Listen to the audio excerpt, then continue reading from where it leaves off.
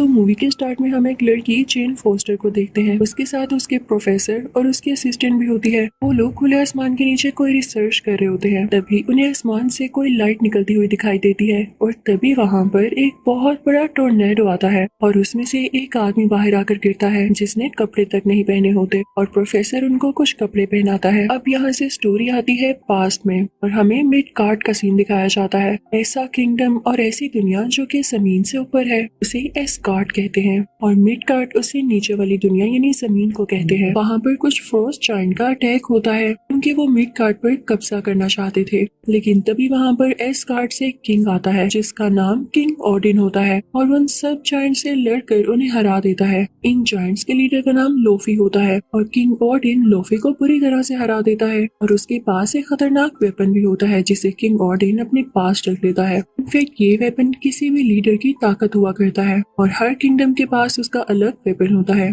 इस वेपन की खासियत ये थी कि किसी भी चीज को फ्रीज कर सकता था। अब किंग ओडिन उस वेपन को अपने साथ ऊपर एस्गार्ड में ले आते हैं। इसी ओडिन अब कैसल में पहुंचते हैं तो हम उनके दो बेटों को देखते हैं। एक का नाम थोर होता है और एक का नाम लोकी। किंग ओडिन अपने बच्चों से कहते हैं कि आओ मैं तुम्हें एक चैम्बर में लेकर जाता हूँ जहाँ पर मैंने वेपन्स की कलेक्शन कर रखी है। जब वो लोग वहाँ पर जाते हैं तो हम देखते हैं वहाँ पर म्योनिर भी होता है, यानी मूवी के आगे जाके जो थोर का हैमर बनेगा। साथ ही साथ वहाँ पर कॉस्मिक क्यूब भी होता है। अब कई साल गुजर जाते हैं, थोर और लोकी बड़े हो चुके होते हैं और आज वो दिन होता है जब किंग ओडिन ने थोर को किंग बनाना होता है। वहाँ पर सब लोग आए होते हैं, लेकिन इससे पहले कि किंग ओडिन ये अनाउंस करते कि थोर अब यहाँ का किंग होगा, इससे पहले ही बहुत बड़ी प्रॉब्लम हो जाती है। वहाँ पर फ्रोस्ट जायंट्स अटैक कर देते हैं क्योंकि वो अपने वेपन को वापस लेने आए होते हैं। किंग अपने खास सिक्योरिटी गार्ड को ऑर्डर देता है इनको खत्म कर दो। उसका नाम डिस्ट्रॉयर होता है और डिस्ट्रॉयर जल्द ही उनको खत्म कर देता है। अब किंग, थोर और लोकी उस चैम्बर की तरफ जाते हैं ये देखने के लिए कि कहीं उनका वेपन चोरी तो नहीं हो गया, लेकिन वो वेपन लकीली वहीं पर होता है।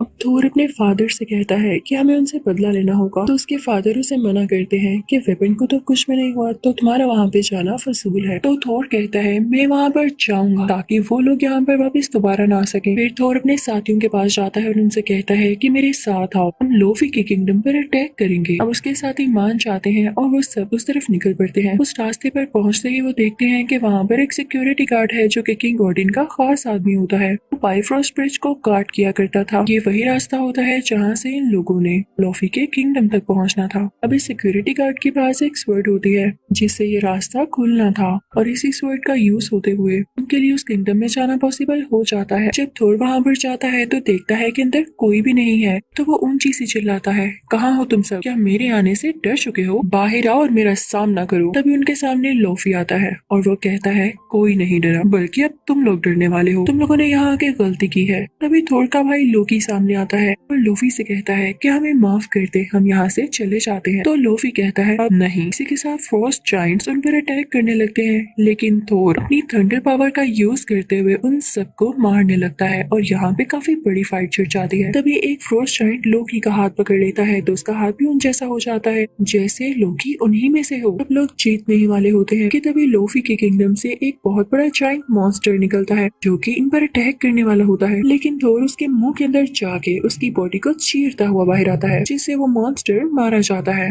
लेकिन इस चीज का गुस्सा लोफी के किंगडम वालों को बहुत ज्यादा आता है। वो थोर को और उसकी टीम को मारने के लिए आगे बढ़ते हैं, लेकिन तभी वहाँ पर किंग ओडिन आ जाता है और थोर बहुत करेज से कहता है कि लोफी अब तुम क्या करोगे? मेरे फादर भी यहाँ आ चुके हैं। लेकिन ये क्या, जो थोर को लग रहा था ऐसा नहीं था। किंग ओडिन वहाँ पर लोफी से माफी मांगने आए थे ताकि ज्यादा इशू न बन जाए और वो सेफली अपने बेटों को और टीम को यहाँ से ले जाए। वो लोफी से कहते हैं कि हमसे गलती हो गई, हमें यहाँ से जाने दो, लेकिन लोफी कहता है गलती गलती की सजा मौत है और अगर एक बार तुम लोग यहाँ पर अटैक की नियत से आ गए तो वापस नहीं जा सकोगे। लेकिन जब किंग ओडिन ये देखता है कि इससे काम नहीं चल रहा तो वो अपना मैजिक यूज करते हैं और अपनी टीम को वापस एस्गार्ड ले आते हैं। लेकिन एस्गार्ड वापस आते ही थोर का बिहेवियर काफी बुरा हो जाता है और वो अपने फादर किंग ओडिन से कहता है आप अगर मदद नहीं कर सकते थे तो वहाँ पर क्यों आए? मैं अच्छा खासा उनको हराने वाला था, आपने उनसे माफी क्यों मांगी, वो इस काबिल नहीं है। तो किंग ऑर्डन थोर से कहते हैं कि तुम बदतमीजी से बात कर रहे हो। तो थोर कहता है और क्या करूं, आप मुझे लड़ने देते। किंग ऑर्डन कहते हैं अब मैं तुम्हें बताऊंगा कि तुम क्या करोगे। वो उससे उसका ड्रेस और पावर छीन लेते हैं, इवन उसका हैमर भी। और अब थोर को फेंक दिया जाता है मिड गार्ड यानी जमीन की तरफ, इस गार्ड से बहुत नीचे, और साथ ही साथ उसके हैमर को भी जमीन में फेंक दिया जाता है जो कि किसी और तरफ गिरता है। अब किंग ऑर्डन कहते हैं कि हैमर मैंने जहाँ पर फेंका ये वहीं पर गिरा रहेगा और इसको वही उठा सकेगा जो इसको डिजर्व करता होगा, इसे उठाने के काबिल होगा।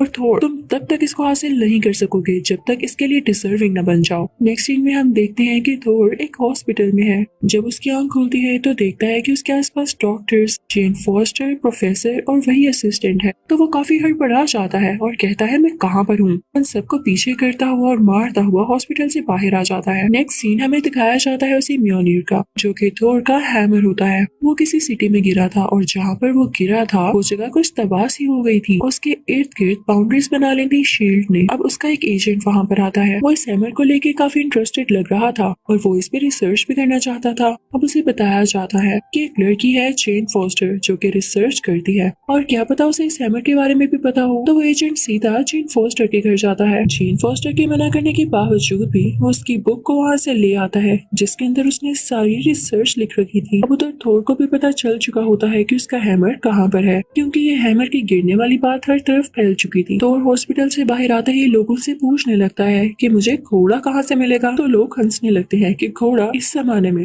यहाँ कोई घोड़ा नहीं है। तभी आती है वहाँ पर जेन और थोर से कहती है आओ मेरी गाड़ी में बैठ सकते हो तुम, मैं तुम्हें इस जगह तक ले जा सकती हूँ क्योंकि मुझे खुद भी वहाँ जाना है, लेकिन प्लीज अपनी जुबान बंद रखना। ये लोग वहाँ पर पहुँच जाते हैं तो देखते हैं कि थोर के हैमर को काफी सिक्योरिटी के अंदर रखा गया है और उसे कोई हाथ भी नहीं लगा सकता। थोर अंदर जाता है सब सिक्योरिटी गार्ड्स और आदमियों को मारता हुआ क्योंकि इन लोगों ने उसके अपने हथौड़े यानी हैमर पर कब्जा कर रखा था। आखिरकार थोर उस जगह पर पहुंच ही जाता है जहाँ पर हैमर होता है। उसे खुशी से उठाने लगता है लेकिन ये क्या, उससे हैमर उठाया ही नहीं जाता। थोर को बहुत दुख होता है और उसे गुस्सा भी आ रहा होता है। इतनी ही देर में शील्ड के एजेंट्स आ जाते हैं और वो थोर को जेल में बंद कर देते हैं। थोर देखता है कि वहाँ पर लोकी भी है। लोकी उसके पास आता है और उससे कहता है थोर तुमने बिल्कुल अच्छा नहीं किया, तुम्हारी वजह से फादर की डेथ हो चुकी है, किंग ऑर्डन मर चुके हैं, उन्होंने तुम्हारा गम ले लिया था। तो थोर को काफी दुख होता है और उसे रिग्रेट भी हो रहा होता है कि उसने अपने फादर से बदतमीजी क्यों की और वो इसी सोच में गुम हो जाता है। अब रात को जेन के साथ जो प्रोफेसर होता है वो यहाँ पर आता है और जेल वालों को थोर का नकली ID कार्ड दिखाते हैं। कहते हैं कि इससे गलती हो गई, इसे नहीं पता था कि ये रिस्ट्रिक्टेड एरिया है, अब इसे मेरे साथ भेज दें, दोबारा ऐसा नहीं होगा। अब वहाँ से निकलते ही वो दोनों ड्रिंक करने लगते हैं लेकिन प्रोफेसर साहिब अपने होश खो बैठते हैं तो थोर उन्हें इन फॉस्टर के घर ले आता है और अब वो दोनों बैठ के बातें करने लगते हैं जबकि प्रोफेसर रेस्ट कर रहे होते हैं। अब जेन थोर से पूछती है तो चलो अपने बारे में बताओ, तुम कहाँ से आए हो। तो थोर कहता है कि मैं एक किंग का बेटा हूँ, हम लोग किंगडम पर राज करते हैं। तो जेन कहती है तुम भी कमाल करते हो, कैसी बातें कर रहे हो। तो थोर कहता है लाओ मैं तुम्हें ड्रॉ करके दिखाता हूँ और थोर पूरी एक डायग्राम बनाता है जिसमें वो 9 के 9 किंगडम्स होते हैं। तो जेन को बताता है कि जिस अर्थ पर तुम रह रही हो इसे मिडगार्ड कहते हैं, जहाँ मैं रहता हूँ उसे एस्गार्ड कहते हैं। अब यहाँ से सीन शिफ्ट होता है एस्गार्ड की तरफ और हमें दिखाया जाता है कि लोकी ने झूठ बोला था कि किंग ऑर्डन की डेथ हो चुकी है।